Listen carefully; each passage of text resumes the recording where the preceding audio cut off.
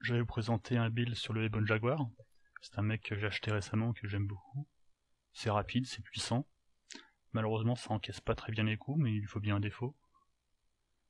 Le build que j'ai fait, c'est ce qu'on appelle un laser vomit, une combinaison de lasers, ici donc des larges pulses et des médiums.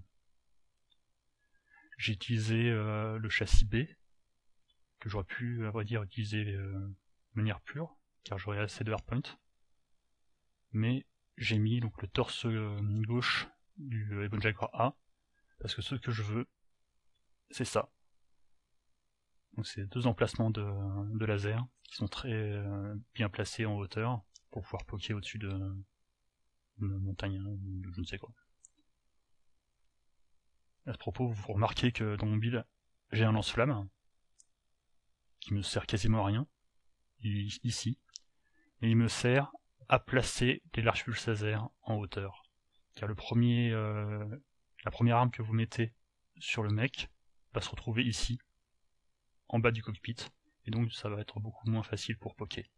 Donc je mets le lance-flamme, ça me prend une demi-tonne, mais ça me permet de placer les larges pulses laser en hauteur.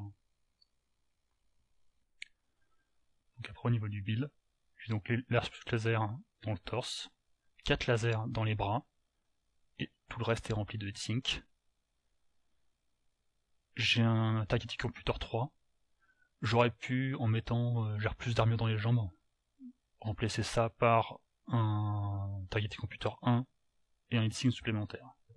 Mais j'ai déjà suffisamment de heatsink, j'en ai 23 en tout en comptant ceux dans le moteur. Donc ça refroidit suffisamment rapidement. En fait c'est un build qui chauffe beaucoup, car ce sont des armes qui créent beaucoup de chaleur, mais qui aussi refroidit très vite. Comme vous le voyez sur son profil, c'est un mec qui est très adapté à poker, à cause de ses hardpoints placés très haut, mais aussi parce qu'il y a les hardpoints sur le côté, donc pour poker sur un angle, c'est quand même très pratique. Et une dernière chose dont je vais vous parler, c'est donc la raison du combo large pulse médium. Les larges pulse sont des armes qui sont vraiment très efficaces, elles ont un très bon rapport puissance, chaleur générée, elles ont aussi une très bonne portée. Mais on peut pas en mettre plus de 2. Si on en met plus de 2, on va avoir une pénalité de chaleur. Donc c'est pour ça que je combine 2 larges pulse avec des médiums à côté. Ça me permet de lancer une alpha complète sans avoir besoin de tirer en plusieurs salves.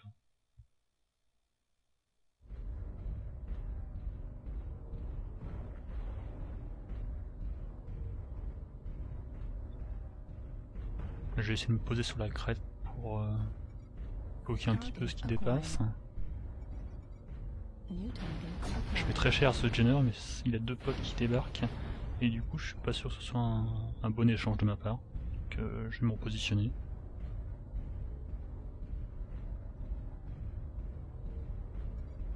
Les alliés me donnent quelques locks, donc je vais pouvoir tirer sur ce quick draw.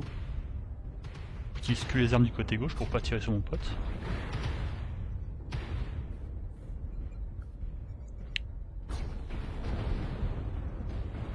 Et là je vais utiliser mes larges pulses laser qui sont placés très haut, comme j'ai expliqué dans la vision du mec lab, pour pouvoir tirer sur ce mec qui se replie. Là c'est vraiment du dégât gratis.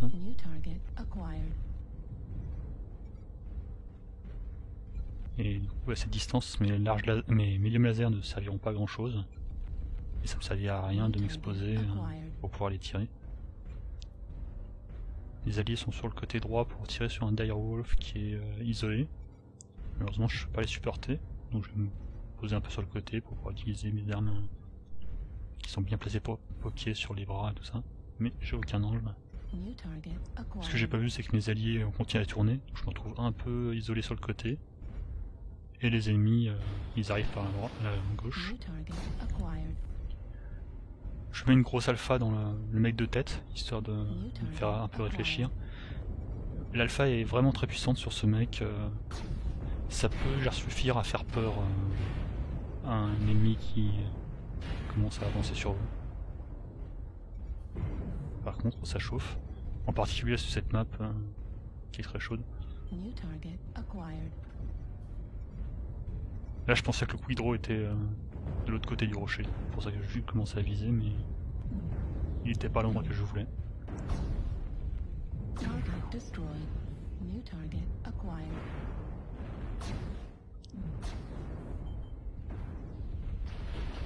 J'utilise le rocher pour me protéger des missiles. Missile. New target acquired. J'ai tiré parti des informations qui sont données par mes alliés et par les UAV pour pouvoir attendre les ennemis quand ils vont passer la crête. New target acquired. Target Voilà, destroyed. une grosse alpha dans la face. Acquired. On attend. Je savais où il allait débarquer grâce à l'UAV et j'ai pu tirer tranquillement. Critical. Pareil sur Squidrow, New donc target je coupe acquired. les armes comme s'il était mort.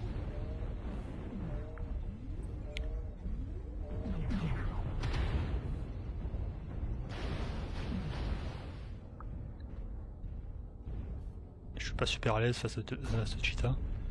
Il est très mobile, alors que moi de mon côté, j'ai pas une super mobilité horizontale des armes. Destroyed. Ils sont bloqués sur la verticale, ils sont bloqués sur la rotation du torse, et je trouve pas ça super agréable pour viser les petites cibles rapides.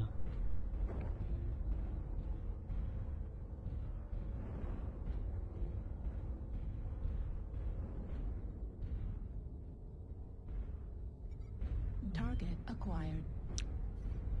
Donc la partie est très serrée, mais les ennemis ont un avantage. C'est que de notre côté, on a deux heavy qui sont relativement abîmés, et sinon on a que des légers, et que eux, ils ont dans leur rang un streaker qui est relativement en bon état. Donc c'est un Mad Dog avec 6 streak 6, donc 36 missiles guidés. C'est vraiment mortel contre des mecs légers. Et donc là, il a bien joué, il a su conserver son armure prêt pendant toute la partie. Il va pouvoir vraiment l'utiliser sur la fin de partie. Parfois ça peut être utile quand le combat n'est pas trop à votre avantage, de ne pas s'exposer, de rester patient et pour pouvoir vraiment être utile sur la dernière minute, pour pouvoir finir les mecs ennemis. C'est plus utile pour votre équipe d'attendre votre heure plutôt que de rusher et de vous faire tuer dès l'entrée de jeu. Et du coup, notre ami là, le voilà avec son Mad Dog. C'est lui qui va tous nous buter. Il a bien joué son coup, il a été patient. Et c'est peut-être lui qui, dans ces conditions, gagne la victoire pour son équipe.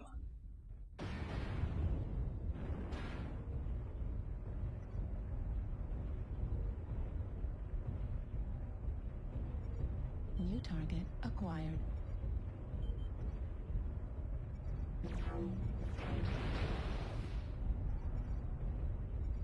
New target acquired.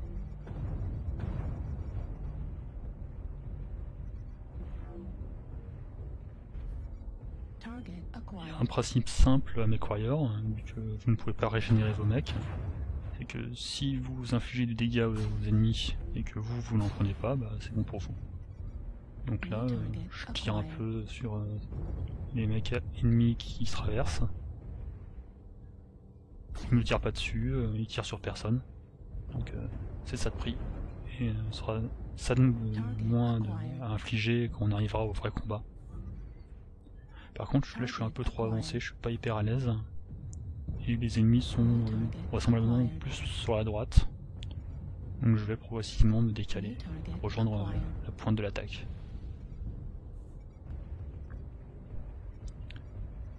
Donc je franchis le corridor, je mets un coup. J'aurai bien sûr le temps de refroidir avant de retirer mon prochain.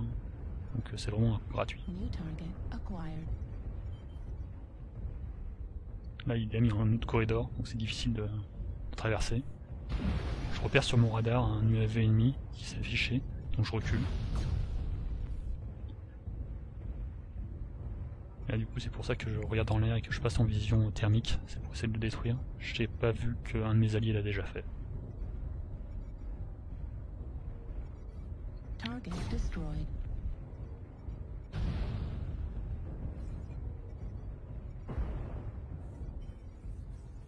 Target acquired.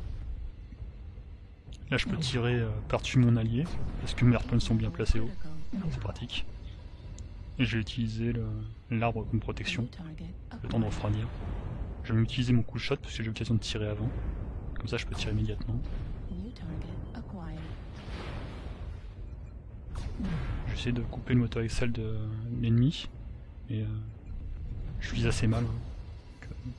New target acquired. Ça arrive parfois. Là, grâce à l'UAV, je sais où vont être les ennemis avant de passer l'angle, donc pouvoir anticiper mon tir. Malheureusement, je suspecte qu'eux aussi ils avaient un UAV sur moi, c'est pour ça qu'ils ont pu réagir immédiatement, et là vous voyez que je me fais punir sévèrement. Je regarde en l'air pour voir s'il y a effectivement un UAV ennemi, je le vois pas. Sur cette map, c'est parfois difficile de les repérer, ils sont cachés par le péage.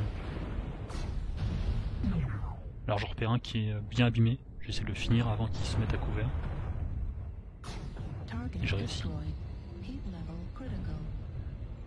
Je cherche toujours les UAV ennemis parce que là je commence à être un peu parano.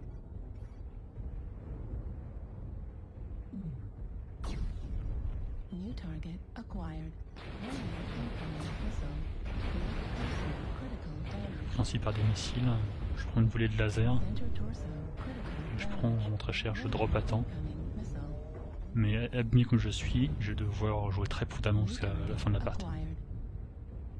Heureusement pour moi, il y a des petits escaliers sur ma droite directement, donc je vais pouvoir utiliser mes lasers qui sont placés dans l'airpoint haut pour pouvoir un peu poker.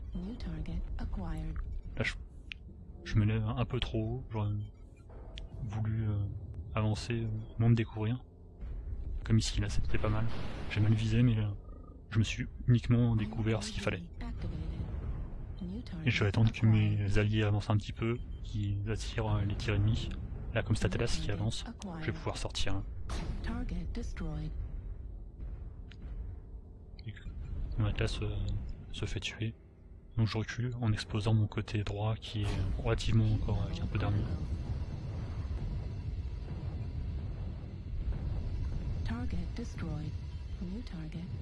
Là c'est bon, notre charge a porté ses fruits et on a quasiment gagné. New target acquired. Target destroyed.